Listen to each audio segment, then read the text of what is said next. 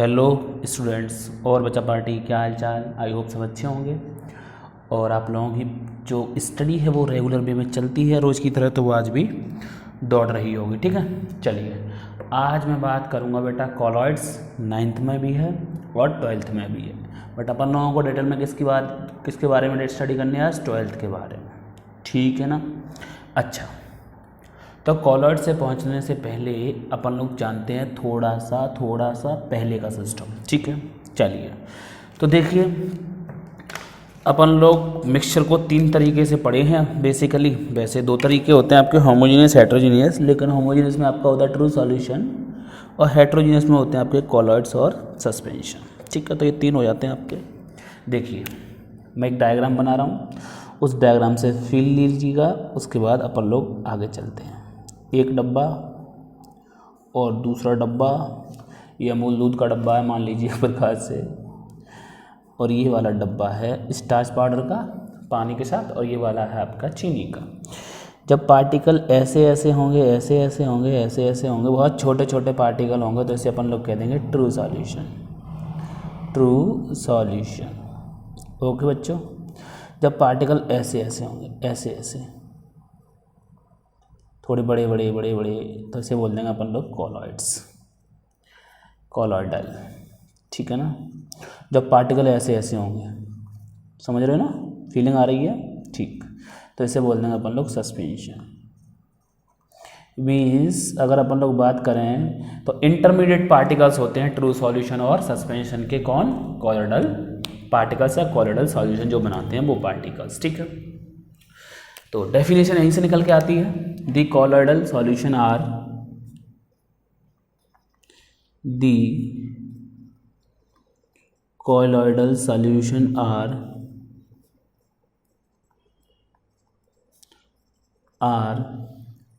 intermediate between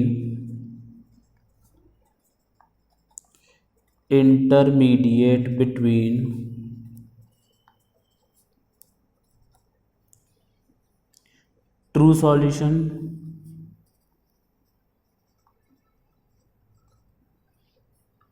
and suspensions।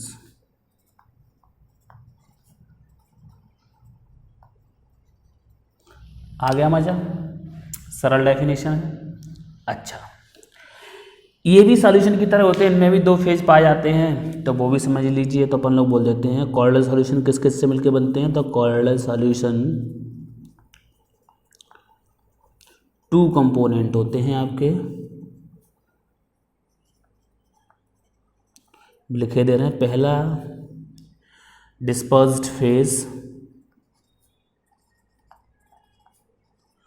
बाहों में तेरी ठहरे, और दूसरा dispersion medium.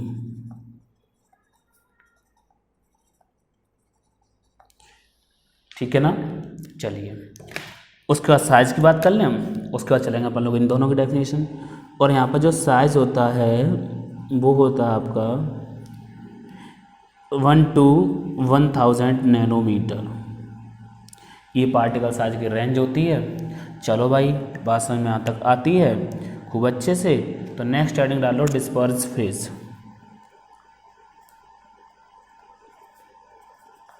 Dispersed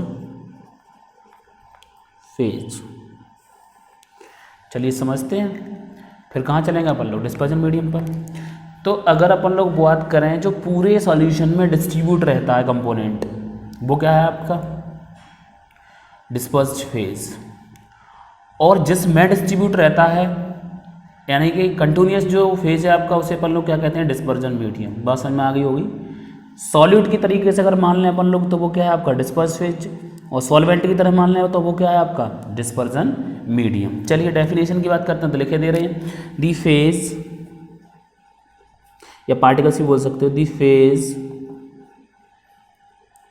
which is distributed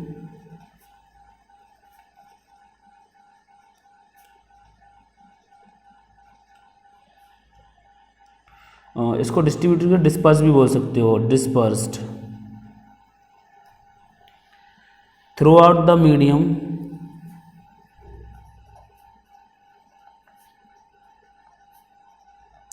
throughout the medium is called dispersed phase.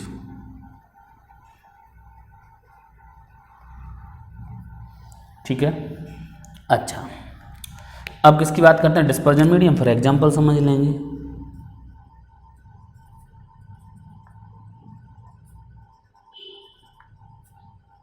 अच्छा, समझो साहब, डिस्पर्जन मीडियम क्या होगा? जिसमें डिस्पर्स फेज के पार्टिकल कंटिन्यूअस डिस्ट्रीब्यूट रहेंगे या डिस्पर्स रहेंगे। ठीक है। A medium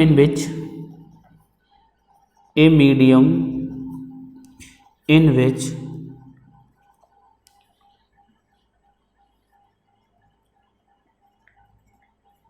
colloidal particles are dispersed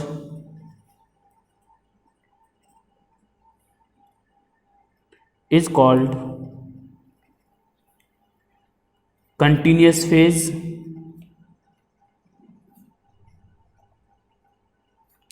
और dispersion medium।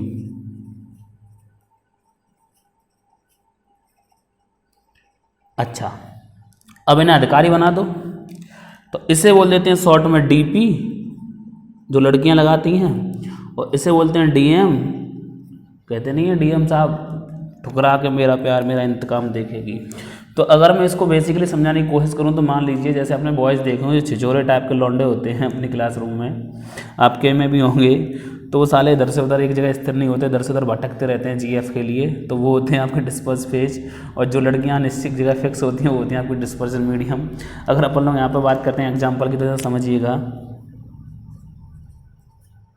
फॉर एग्जाम्पल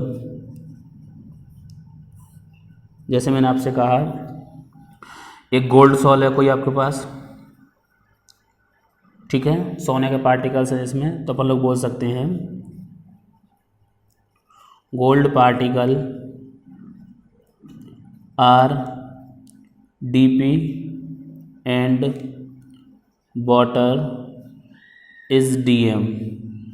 बात समझ में आती है खूब अच्छे से? हाँ या ना? समझ में आती होगी। जैसे अगर मैं और समझाने की कोशिश करूँ तो ये देख लीजिए एक एग्जांपल बढ़िया तरीके से। ये कोई बीकर ले लो बढ़िया सा, ये है बीकर बच्चों, और इस बीकर में ये आपका मान लीजिए गोल्ड का पार्टिकल है AU, और बाकी रिमेनिंग जो है वो है ब्लू है, पानी पानी पानी पानी, ये ब्लू वाटर है आपका। ठीक है, तो ये जो है आपके दोनों ये हो गए आपके डिस्पर्स्ड फेज। ठीक है, कौन? गोल्ड। और ये हो गया आपका जो ब्लू है ये dispersion medium that is water. तो बच्चा समझ में आ गया?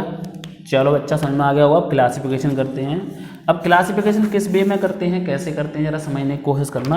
और ये जो पहला क्लासिफिकेशन है ये इंपॉर्टेंट है, और उसके बाद दूसरा भी इंपॉर्टेंट है, तीसरा भी इंपॉर्टेंट है। कैसे इंपॉर्टेंट है, किस बेसिस पर सवाल आएगा, कब कब इंपॉर्टेंट है, वो चीज़ समझने की कोशिश करेंगे अपन लोग बच्चा पार्टी। चलिए तब तक अपन लोग अब डाल लो हेडिंग क्लासिफिकेशन ऑफ कॉलर्स। 3 तरीके से करेंगे क्लासीफाई, एकदम बढ़िया। लगा लो हेडिंग प्यारी सी,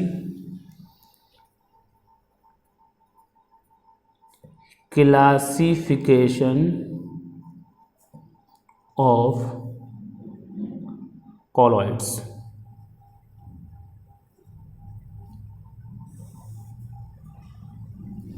क्लासिफिकेशन ऑफ कॉलॉइड्स। तो पहला क्लासिफिकेशन करते हैं on the basis of physical state of DM and DP.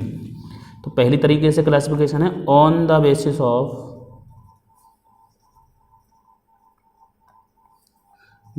Of physical state of DP and DM.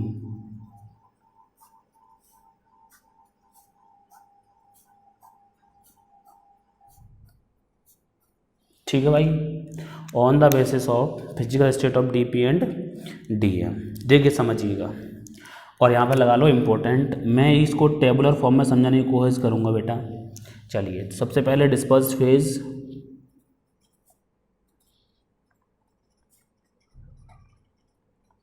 उसके बाद डिस्पर्जन मीडियम,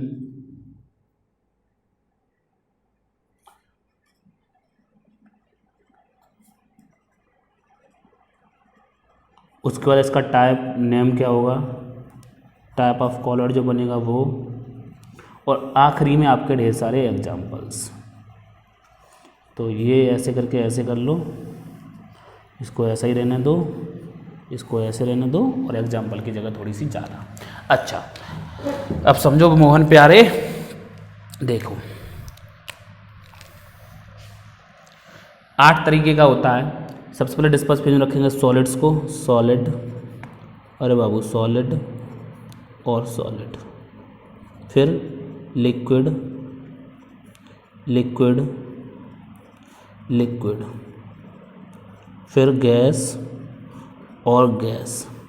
ठीक है, गैस इन गैस नहीं होता, याद रखना, गैस इन गैस नहीं होता। सॉलिड, फिर यहाँ से डाल लो सॉलिड लिक्विड गैस,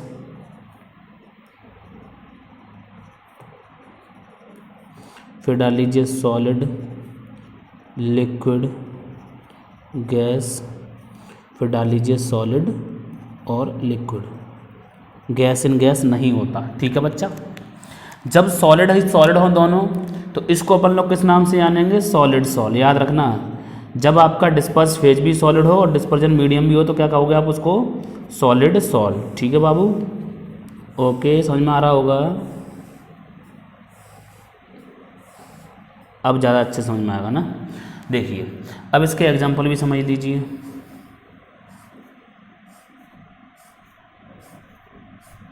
देखो जैसे आपने देखे होंगे कुछ कलर्ड ग्लास होते हैं आपके, जो तरह तरह के रंगीन ग्लास होते हैं, तो उसमें क्या होता है, यही होता है सॉलिड सॉलिड वाला। ठीक है सिस्टम।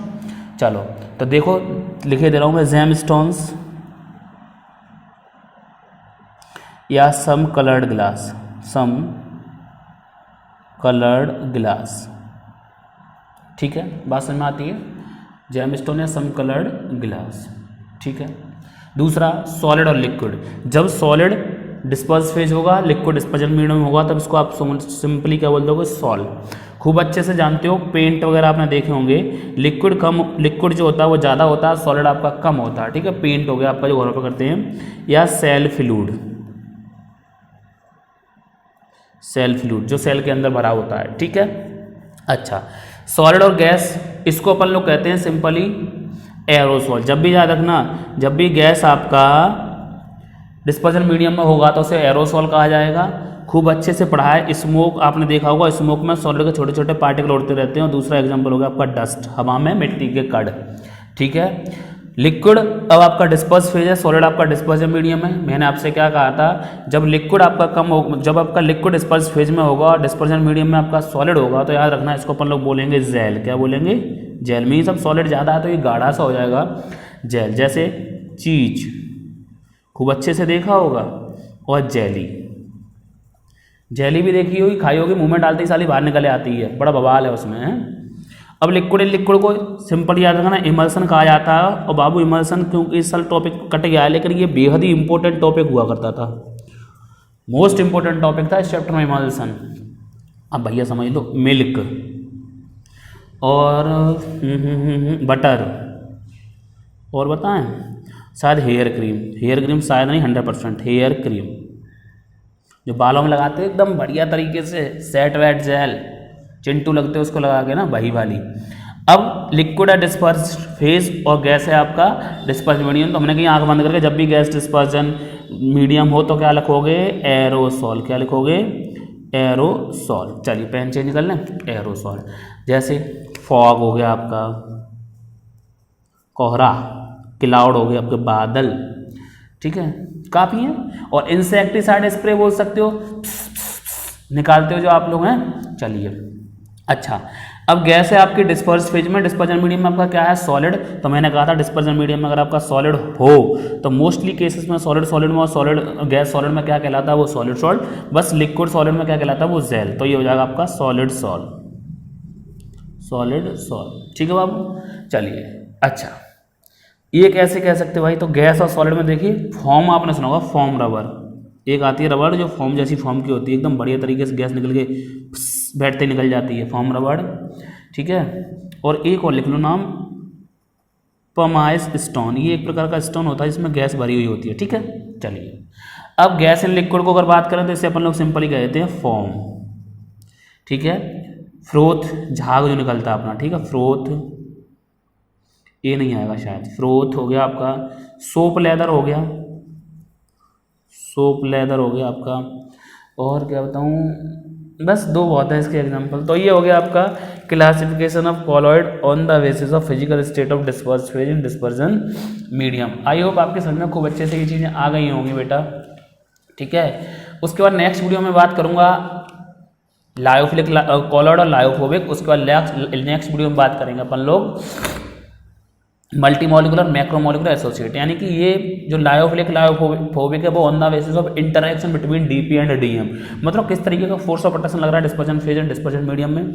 और जो मल्टी मॉलिकुलर मैक्रोमॉलिकुलर एसोसिएट कॉलॉइड्स हैं वो होंगे on the basis of type of particles of the DP. Means particle के किस टाइप में अगर हम क्लासिफिकेशन करें तो डिस्पर्जन फेज का, तब हमें मिलेंगे एसोसिएट, मल्टी मॉलिकुलर, मैक्रोमॉलिकुलर। मिलूंगा मैं नेक्स्ट वीडियो में, तब तक आप सब इतना ध्यान रखिएगा, खुश रहिएगा, बस पढ़ाई करते रहिए। तो बस कोशिश ये करिए कि मुझे बस 95 96 मार्क्स लेके आने हैं। मिलूंगा नेक्स्ट वीडियो में, तब तक अपना सभी ध्यान रखिएगा। Good bye, take care.